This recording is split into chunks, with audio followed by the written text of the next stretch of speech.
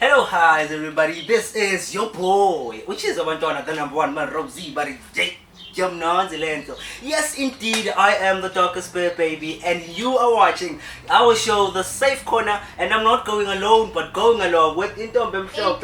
Mhlophe from Harding. It's hi guys, ngicela abantu anihlale kanye nathi. Niyazi ukusiza nansizwa nomkhosi, siyafundisa. Ayikho into engekho la. Nihlala nathi guys. Nizosola ku Facebook, Instagram, nisole ku TikTok and YouTube. Hlala nathi guys, ninganyakazi. Ngihamba nobani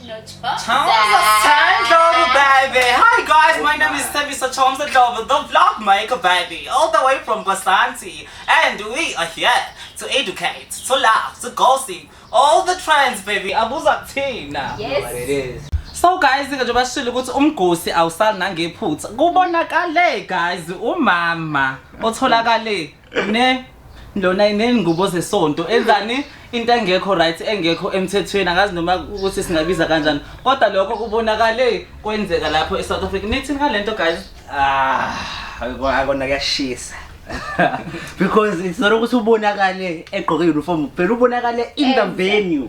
Yesonto ona. Ijumping. Kodwa lento lena eyenzekala lento eyenzakalile. Phela abantu bajwayele ukuyenza emasontweni. I mean yabo la inkonzo lezi zephasika ematendeni abantu babenza ngisho emakhaya ngiyangizwa ukuthi bayaphuma nangaphandle ngemuva ematendeni siba siyesontweni nani I mean umuntu ajabulela ukuthi kiba eloneni kibe phasikeni kanti uyazivela ukuthi yena sebeplanini nomuntu mhlawumbe azohlangana naye kanjani kanje yabona kuyenzeka lezi zinto lezi guys and ke futhi akupheli nalapho khona nenye ke umfundi ofunda umatikuletsheni akatholakali ukuthi ehena ubhuti lo ade naye nabenza lonto leyo uthisha noma ngathi umalume obaletha esikoleni uthisha because ngizwile istory esikanjalo simisa kanjani kuzonke lezi zinto lo kuze kuthiwa lo labade bebanguthisha lo munye wazashisa omunye ke le washisa ingqeni naye wasesibhedlela uningi shothi sina 3. So mina firstly ngizoqala nje kule lokunjani yaleli ikholwa lela eliselimazini. May her soul rest in peace makuthi uyibulalele ngempela futhi uyidayise kakhulu shema ivangeli besides ke ukuthi yena ke as a apostle but wonke umuntu manje sezothi hey amakholwa because ngathi usishela ngendaba yetende right now. Mina angisisiwe guys that affects. Yabo ngathi manje nibala yonke lento sesihlanganiswa sonke ngebhandle nalo. Cha vele so ivangeli udayise kakhulu shema. And kuyenza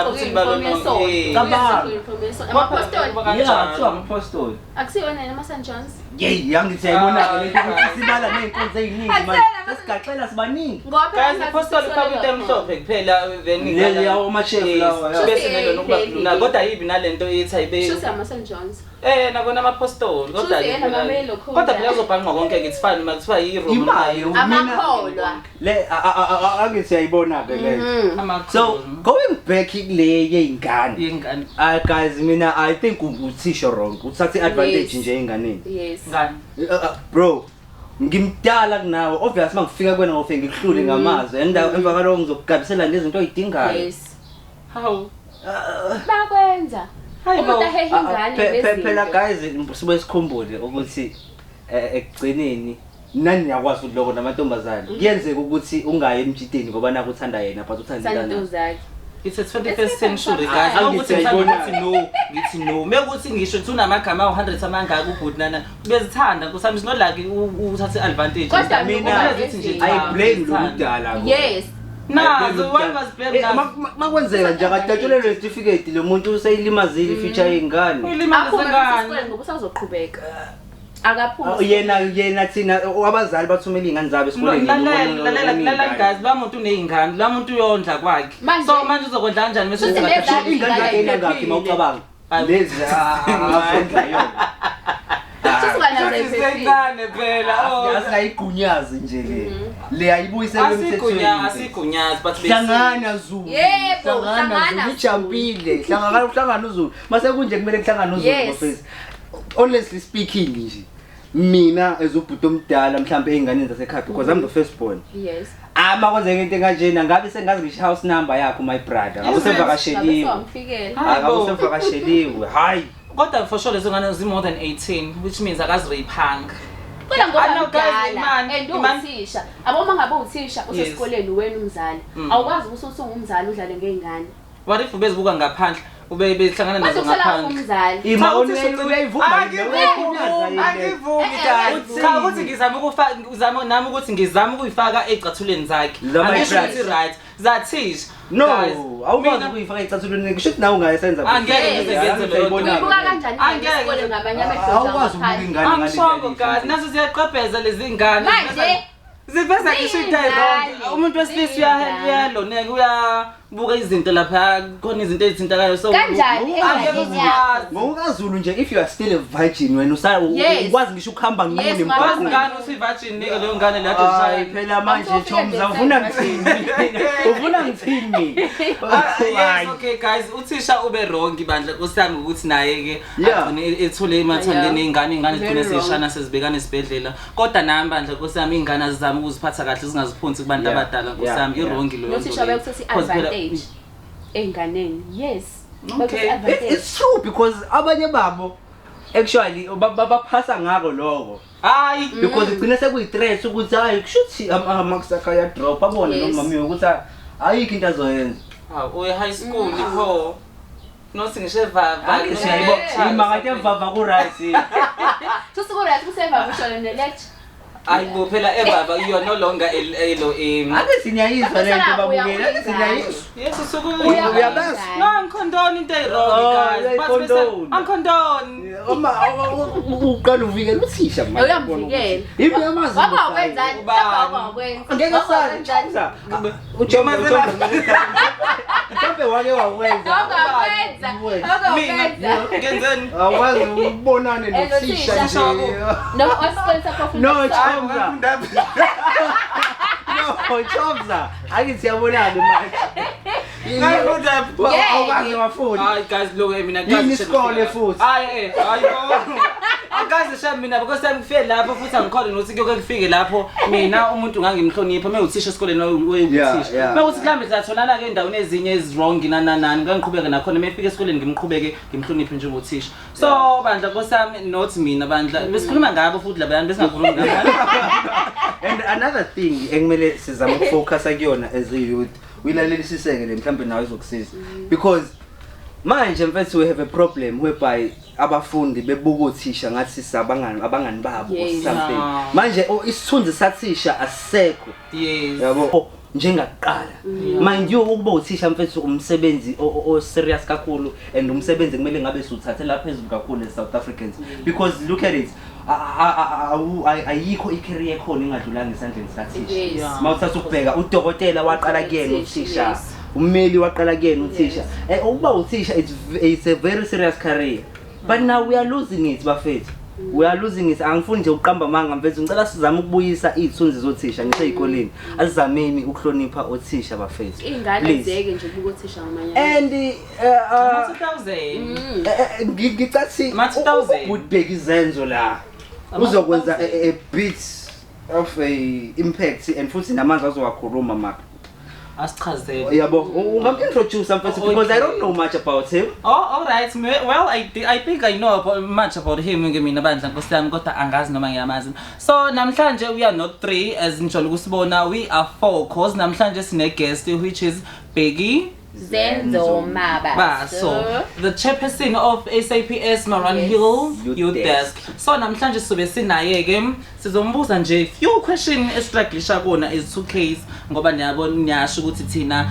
sehlisa izithunzi zothi sehlule nje hayi okay ke sizomamukela ke ubhuti Bheki Zenzo yes uzophindeka asichazele kabanzi ngomsebenzi wakhe awenzayo angene nje kuona angene nje amakhono sifuna nathi ukwazi mhlawumbe nasangasiza bese sinazi inkinga so ake simngenise mina ke ngimfuna kakhulu kule point iyamazwi of motivation yes because ngiyangekuthanda ukuthi umuntu ubefikile kube khona into ashiyana yabo because nathi mhlawumbe khona singakufuni okay let's go to the break guys and let us introduce Mr. Bheki Zenzo I hope nizojabulela ukuba naye this is the safe corner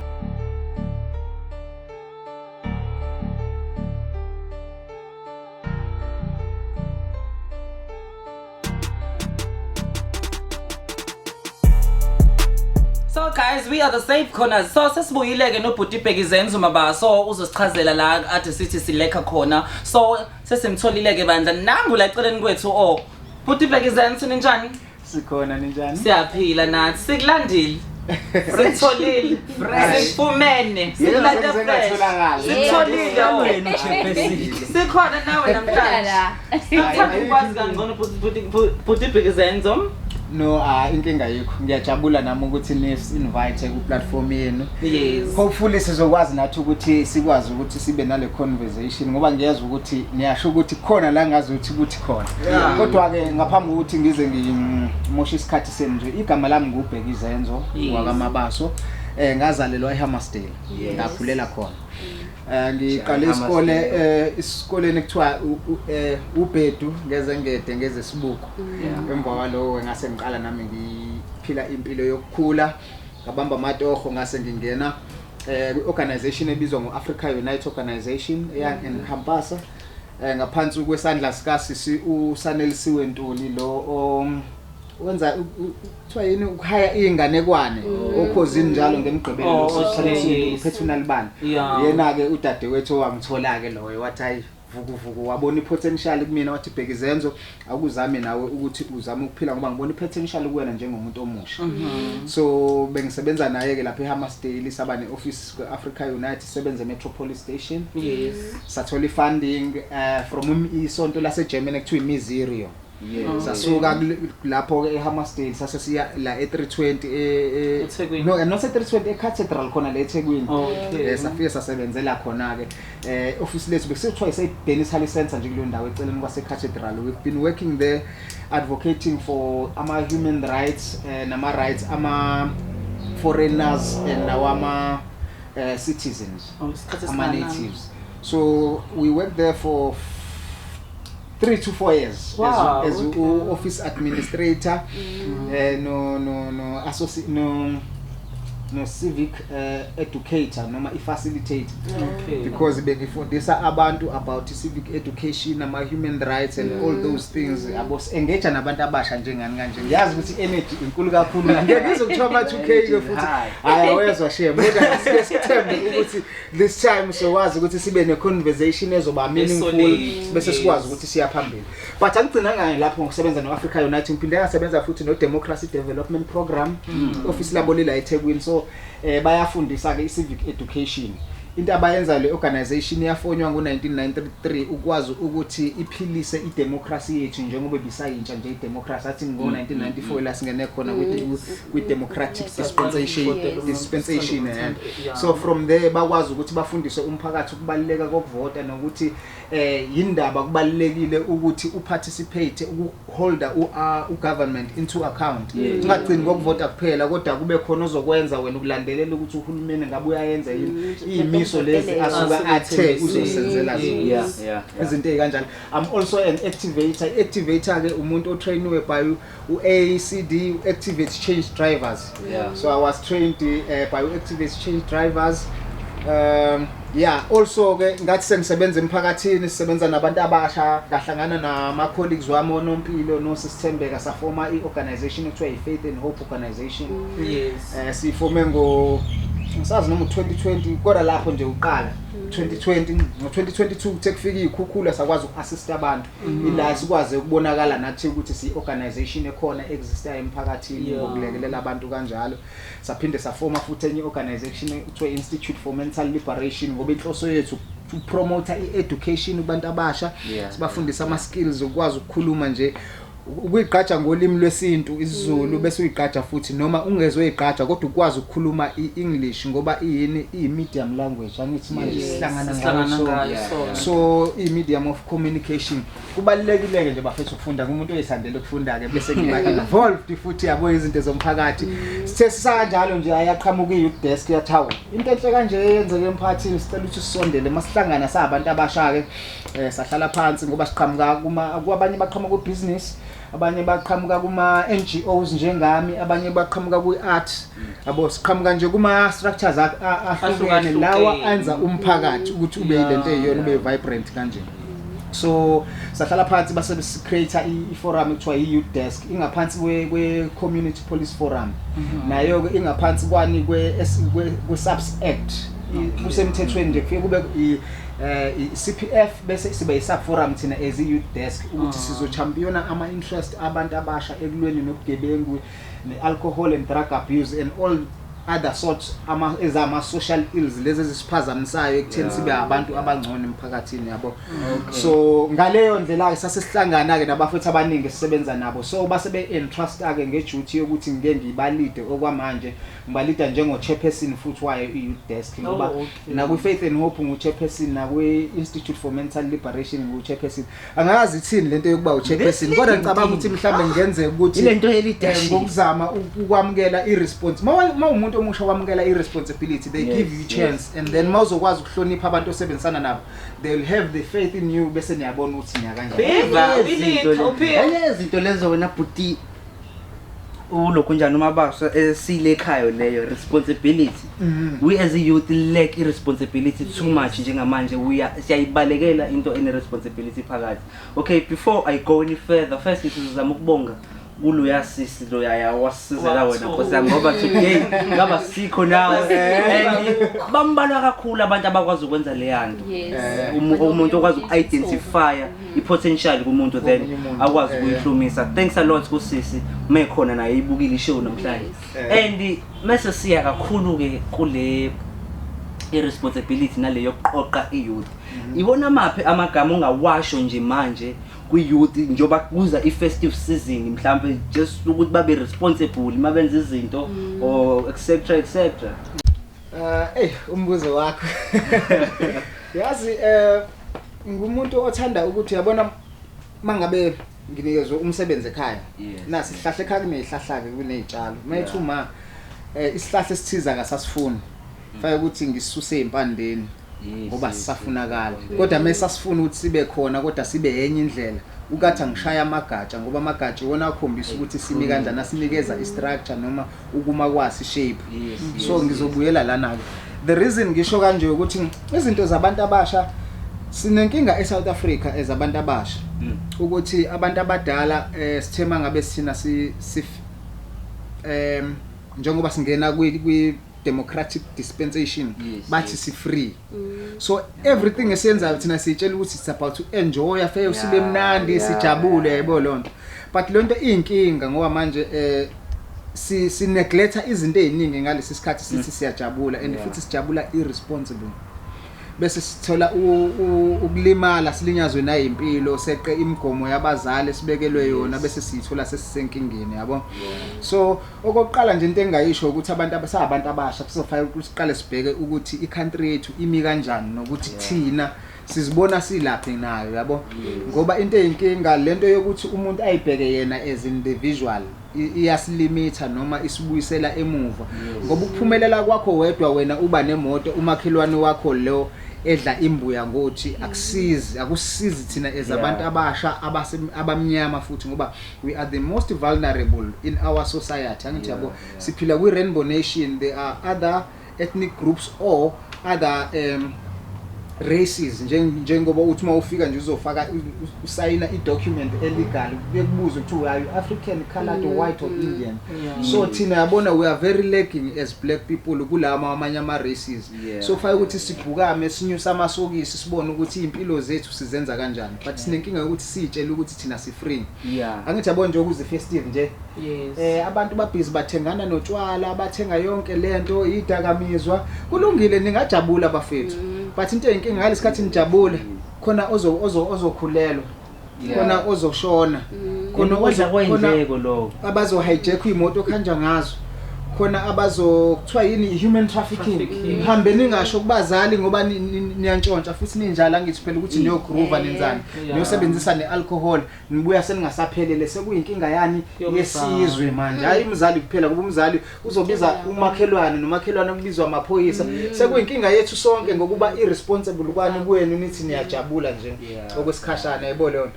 So ifuna ukuthi ibuyele emasisweni ukuthi thina sabantu abasha sizibona ukuthi izwe lethu uma kuthiwa manje ngo2070 sizibona silapha yazi ukuthi abase-China ama-Chinese akuplana lokho abantu abamhlophe baneplan yokuthi ngo-2070 sizwe sethu sifuna ukuthi sibona sinje thina we are the only ones abazi ukuthi ife ngiphuze namhlanje kusasa futhi awazi uma uphuza namhlanje kumgqibelo ngiyalinganisa kulesihlanu uyaphuza kusasa awunayo imali yokukhipha ibhabhalazi udawe kakhulu sengisho ukuthi siphuza ngaleyo ndlela ukuthi noma thina sicabangela ukuthi namhlanje ngazuthi ngiyafa ikusasa sicabangela so kufanele ukuthi ke sibuyise ingqondo sabantu abasha ukuthi thina izwe lethu sifisa ukuthi silime kanjani ngoba akekho azosakhela lona kodwa futhi ukulidiphiza noma ukubulala azobulawa yithina asike sibheke nje abantu abasha kuma statistics ithina abantu abaningi angithi ithina futhi ama victims e crime yethi futhi thina ama perpetrators futhi e crime yes so ilento ke efuna ukuthi ama platforms anje ngalawa enwakhayo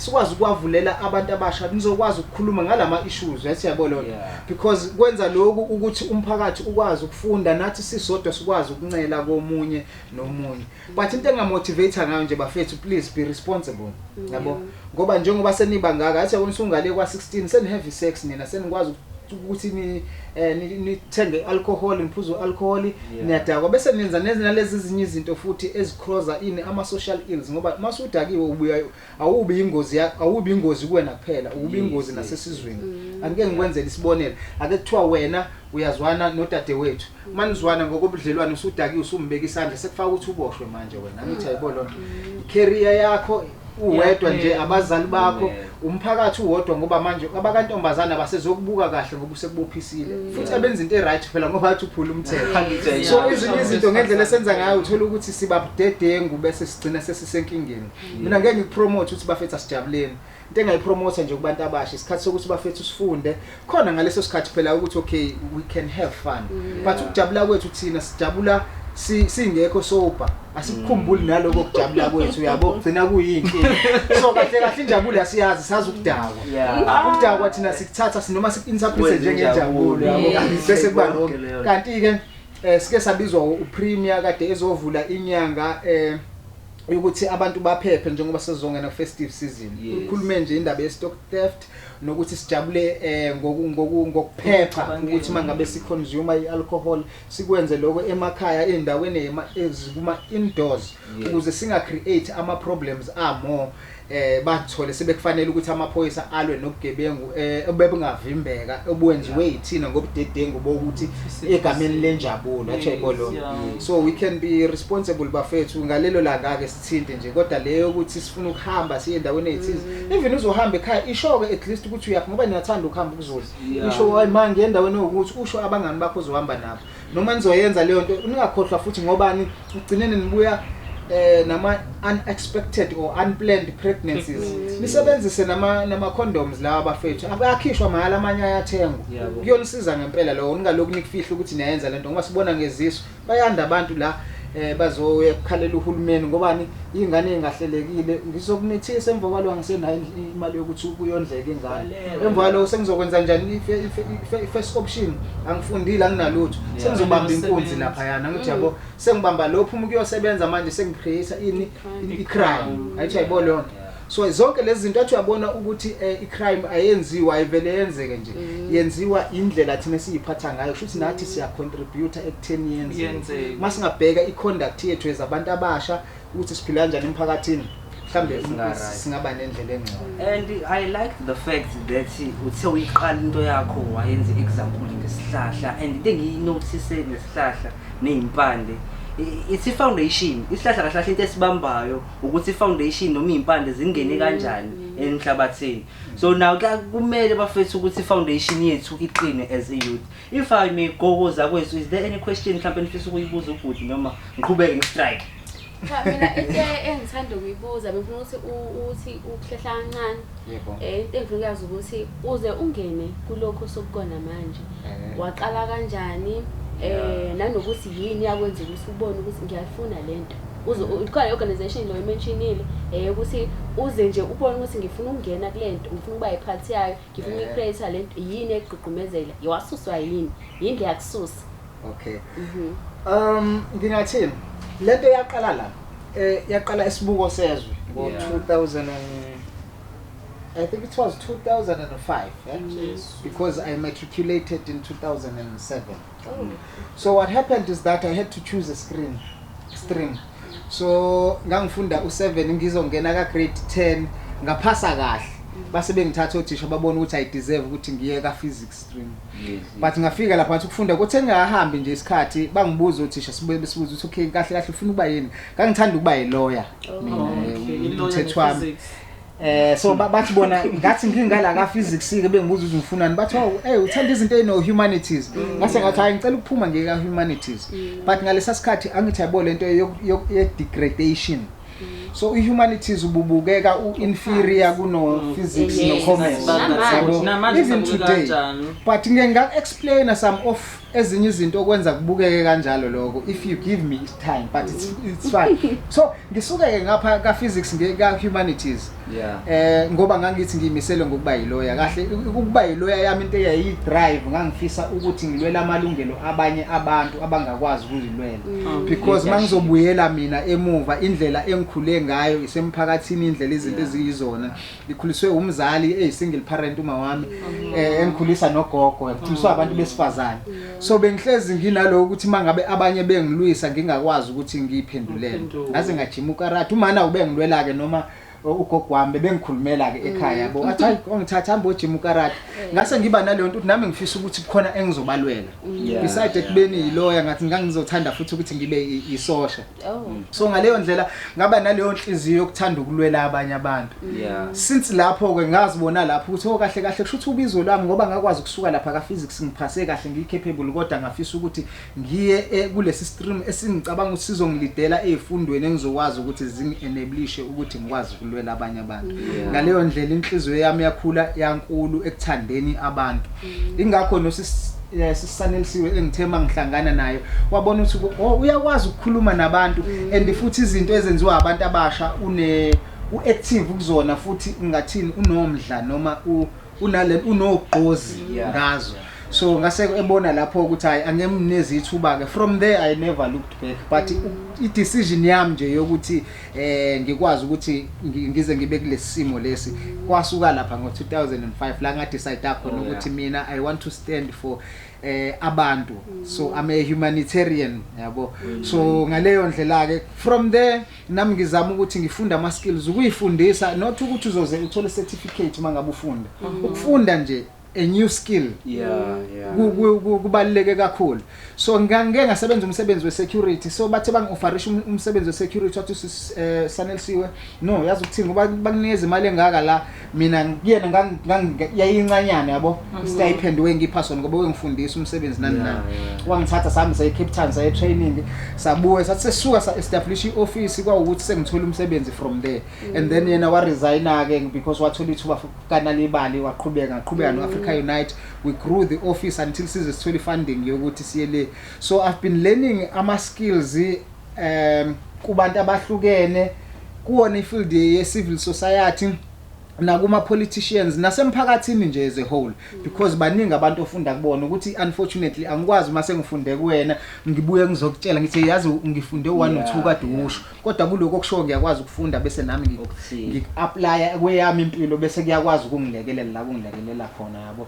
But nje into engayigqugquzela ukufunda nokwazi ukuyimisela ukulalela and lento yokuthanda ukulandela ungafuni ukulandelwa uma umuntu faka kube wena egqugquzelela izinto ungalezo utshela uthi hamba ogeza yabo uma umuntu usagugisa hamba ogeza ubona umuntu usenkingeni fawazi nje ukuthi umuntu kuyi-responsibility yami nje ukuthi ngigeze wayiqala lapho kuwena phela ngoba manje yazi enye into eba inkinga yini bafo angizokwazi ukukuthanda njengomfowethu mina ngithi hey bafo umfowethu ngibe ngihluleke ukuyithanda mina fanele ngiqale ngiyiqonde mina ukuthi kubani ngiyithande mina khona nawe uzokwazi ukuthi ngikwazi ukuqonde ngize ngifike esigabeni sokukuthanda njengomfowethu njengomphakathi sisonkana yabo foqala uyithande wena ngoba khona ngizokwazi ukukuthanda ngikuthande sikwazi ukuphilisana fe ngizazi mina ukuthi ngubani khona ngizokwazi nawe ukuthi umuntu. Okay. So i-organization leyeni idila nabantu abasebevele sebekuyona leyo nto noma nina niyaqashisa Okwethu ukuqwashisa angithi yabona njengoba sisemhlabeni nje sihamba indlela eziningi endaweni ezihlukene futhi yabo. So njengabantu abasha ke kuthiwa mhlambe kwi-art and the music, omunye kwi-politics, omunye kwi-business. Sabahlanganisa bonke labo bantu ngoba they create ama structures omphakathi. Ukuthi wena ngoba kwi-art indaba singahlanganeni senzeni into eyodwa ezokwazi ukuthi laba bantu abasha aba-idle emphakathini abengenzi lutho sibasondeza kanjani ukuthi ubafake kwi-art. Bafundisa ibhizinisi, bafundisa ukuthi ngaleyo ndlela sibasusa lapha ekutheni bangaze bangene ebugebengwini, teenage pregnancy na zonke lezo ngoba ngalesikhathi bebhorekile bazokwenza izinto ezirong. And futhi kunano social media ke kulezi insuku noma ngeke ngithi kunama gadgets, anything is possible. Into ovela uyifuna manje efonini uyithole manje. Kwesinye isikhathi baze ba-access izinto i-content e-wrong noma endala kunabo bagcina sebenza izinto zabantu abadala isikhathi singakafiki. So uqwasha nje ukubheka lezo zinto ukuthi okay umphakathi wethu affectwa yini nokuthi thina iyiphi indima esingayidlala ukuze sikwazi ukubuyisa ubuntu ebantwini. Kodwa akukho okuspecific ukuthi hayi lokho esikwenzayo, kodwa konke lokho esibonayo ukuthi kumayelana nempilo kanye nabantu ne-well-being yomphakathi ikona lokho esingenelela kona. Kuye ngokuthi futhi ngaleso sikhathi ikuphi mhlambe okutrenda kakhulu noma okuchumile ngaleso sikhathi. Ngeke nganizwa nje nani nikhulumela ngamanye ama topics. I hope mhlambe nami ngisangaba nezwi. Ngizonikhuluma ngobani abanye abasontayo nalo khuluma izingane. Izinto ezi right lezo ukuthi singakwazi ukuphinde sikhulume ngazo. Bathi nje makuthiwa siyakwazi ukuthi sibe nesikhathi sikhulume nezinto ezinjalo. Zibaluleke kakhulu ukuthi even kuthiwa asongenelela kuphela ukukhuluma nje ngazo ngoba ukukhuluma ngazo kuzokwenza uqashisa nomunye. So everybody, let's take a break. Sizobuya naye futhi ubhuti wethu and usazoloke esisiza esiqwashisa esilapha ezuzwile nawe njengomuntu omusha mfethu ukuthi just be responsible. Qhubeka kube responsible and uqhubeka uhlale nathi. This is the Safe Corner and it's such a sweet Don.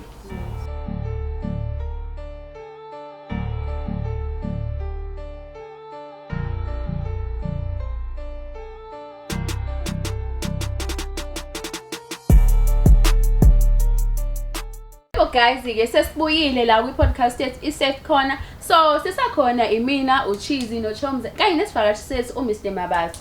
So kade sikhuluma la Mnumzane Mabaso sikhuluma ngala trends la khona. Ilento lesonto ngibe trend la nje umzalwane benzayo amanyala lapha emva kwesonto. Mase kuba yile ekathisha ubangwa izingane zazingane zashisana izinto. So nina as i-youth desk lokho nikhendlisha kanjani? Nithi nina nje ngalokho ngifuna nje udlale mhlawumbe ungasho umbono wakho ukuthi ena usingombono wakho nanokuthi nina as i-youth desk niphe enikwenzayo ezimene kanje. No, asike siqale ngasekugcineni bese kwengane lokwengane. Ngicabanga ukuthi yabona nje uma ngabe uthisha usuke ufana nokuthi uyi-guardian yengane, ubambele umzali ngoba usesesikoleni, wena usuke umzali wengane esikoleni. So manje umzali mangabe ethembile ukuthi uletha ingane komunye umzali bese wena usubona ukuthi sekuyintombi noma untanga wakho kumbi lokho. So ukuthatha advantage ku against the law. And futhi abantu abenza lokho kufanele ukuthi bathathele inyathelo zomthetho baboshwe khona kuzobonakala ukuthi kuyichilo elimbi ukwenza leyo nto. Angifisi nokuthi singene nje kuma details ukuthi ngabe ubani offense omunye nomunye. Mangabe omncane nje ingane mfundi uthisha afike kube nomehluko nje ngaloko ngaphandle kokuthi ubani offense omunye uthisha fabe uthisha enganeni ingane efanele ibe ingane ukuthisha yabo. Masike sakwazi ukuthi senze ngaleyo ndlela sizokwazi ukuthi si-achieve okuningi ngoba izinto eziningi zonakala ngalesikhathi sithi nalezi ingane zingaze zigqoka kanje zize zihalisele othisha. Yebo uma umzali fa ubone ubheka ingane yakho ukuthi iphuma nesikete esingakanani esikoleni yayibona leyo nto bese uyareprimanda from there. Nawe uma uthisha futhi fa ukwazi ukuthi umdala wena ofa ubhekele i-well-being yalengane yayibona. So izinto ezikanjalo nje sifisa ukuthi umthetho uthathe ilokhungana indawo yawo o wrong o abe discipline nje kuphela yabo. Yiloko singakhuluma kuloko kwabazalwane kubhlungu ngoba mhlambe ke ngenze ukuthi mhlawumbe abantu abasha nalabo yabo angikholwa ukuthi abantu abadala sebengenza into ekanjalo kusho into ethina kugenge entsha okukhombisa ukuthi yabona la kukhona uNkulunkulu asisamhloniphi uNkulunkulu okusho ukuthi kuthina sazi ukuthi mangabe sisobabili sicashile uNkulunkulu akekho so ngicabanga ukuthi ngendlela okwenzeka kangayo bethi benza lesasimo bese kuba khona obabonayo ubefuna ukusikhumbuza noNkulunkulu nje ukuthi ngiyanibona not ukuthi mhlawumbe uNkulunkulu othatha ivideo lo othatha ivideo kodwa mhlawumbe bekungenzeka ukuthi kube nesandla sikaNkulunkulu angeke ngibone isizwe ukuthi kunamanyala nencithakalo enzeka ebandleni nami noma ebantwini abathi bahlangene ngami ngoba yabo mawenza lento esontweni sihlanganiswe ukukholwa noNkulunkulu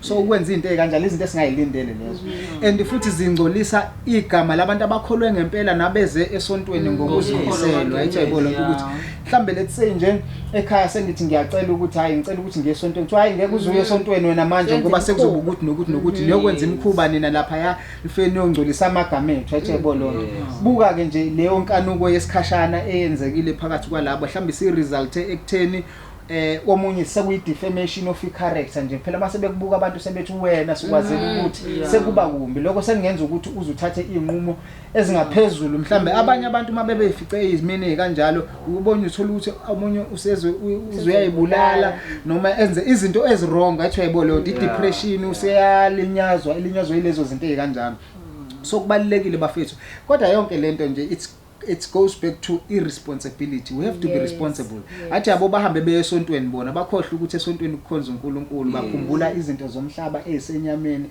bathi asike sijabulisa igazi. Ukujabulisa igazi kodwa sekunemphumela emibi ngoba sesiyababona bejabulisa. Mhlambe sebethathe inqumo futhi eseyirong engaphezulu kwaloku akade bekwenzile okurong vele yabo.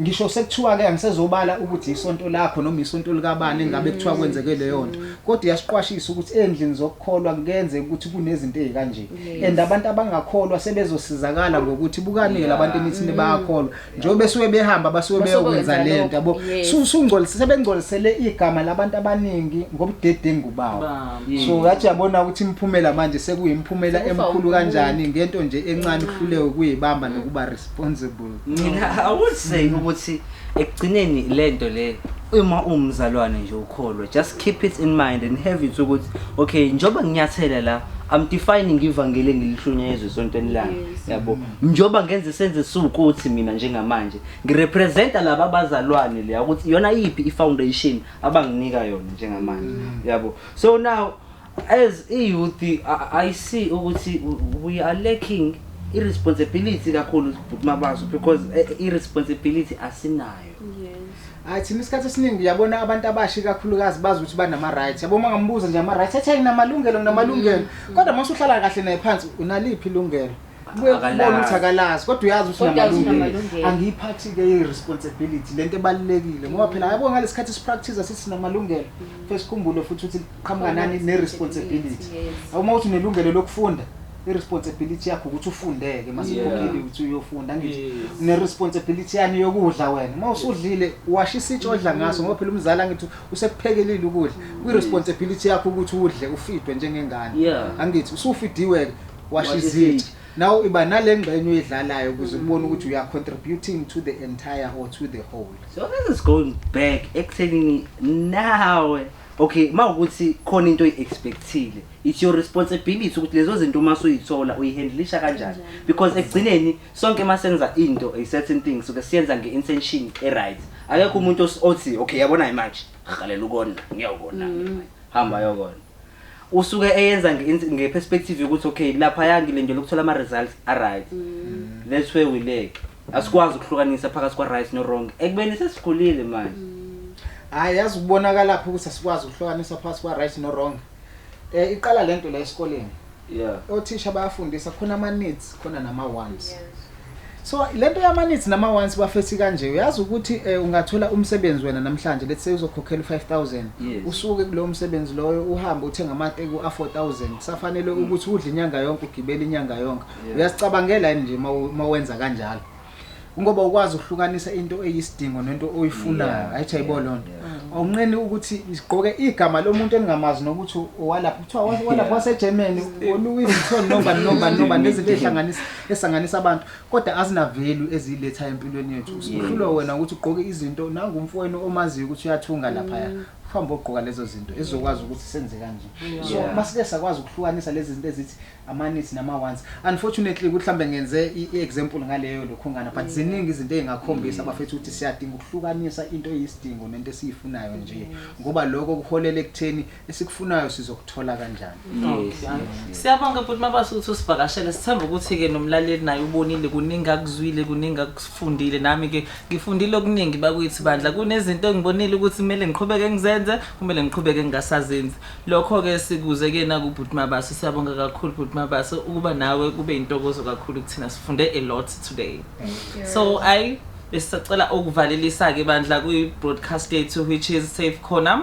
So nangelinye ilanga ke nophinde nisibone futhi ningakhohlwa ukusifollowisha on our social media. Sicela bandla nisifollowe ku Facebook nisilikeele and then naku YouTube nisibuke khona niphinde nisubscribe which is Triple8 TV. Siyabonga kakhulu. Thank you guys. So sesiyahamba ke mina Ntombi Emhlophe siyahamba Chomza Cheesy kanye nesivakashi sethu sisinje bye. Hopefully next time nos invite sibone ukuthi njengabantu abasha sihlephulelana kanjani futhi isimbo ngoba nami nama topics enikhuluma nawo ngiyathanda athombi.